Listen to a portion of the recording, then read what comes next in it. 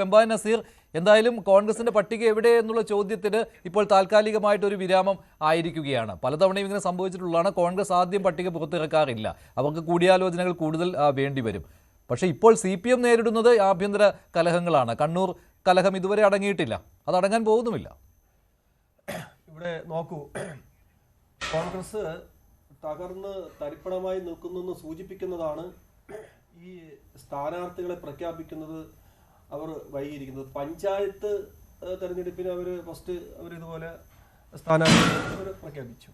ഇപ്പോൾ ഈ നിയമസഭാ തെരഞ്ഞെടുപ്പിൽ അവർ ഇന്ന് 55 പേരെയാണ് ഇന്നിപ്പോൾ അവർ പ്രഖ്യാപിച്ചിരിക്കുന്നത്.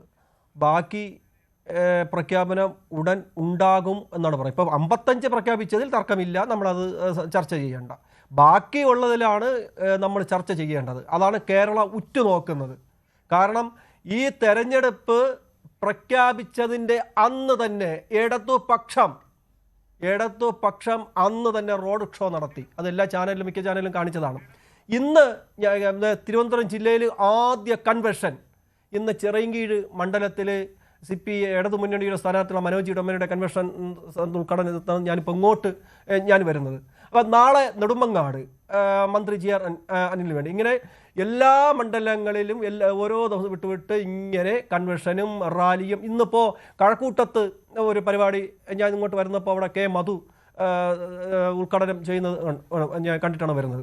അപ്പോൾ ഇതുപോലെ ഇടതുപക്ഷം സജ്ജരായി നമ്മൾ കളത്തിലിറങ്ങി നമ്മൾ ഇതിനു വേണ്ടി പ്രവർത്തന രംഗത്താണ്. ഇതിൻ്റെ ഇടതുപക്ഷ പ്രവർത്തകരും നേതാക്കളും എല്ലാവരും ഇതിൻ്റെ പ്രവർത്തനത്തിലാണ്. പക്ഷേ ദൗർഭാഗ്യകരെന്ന് പറയട്ടെ, കോൺഗ്രസ്സുകാർ ഒരു സ്ഥലത്ത് ഒരു മതിലിൽ ഇന്ന സ്ഥാനാർത്ഥിയെ നിങ്ങൾ വിജയിപ്പിക്കുക, ഇന്ന സ്ഥാനാർത്ഥിയാണ്, ഇന്ന മണ്ഡലത്തിലെ സ്ഥാനാർത്ഥിയെ നിങ്ങൾ വിജയിപ്പിക്കുക, കൈപ്പത്തി ചിഹ്നത്തിൽ എന്ന ഒരു പോസ്റ്റർ നിങ്ങൾക്കൊന്ന് കാണിച്ചു തരാമോ? എവിടെയോ ഒരിടത്തുമില്ല.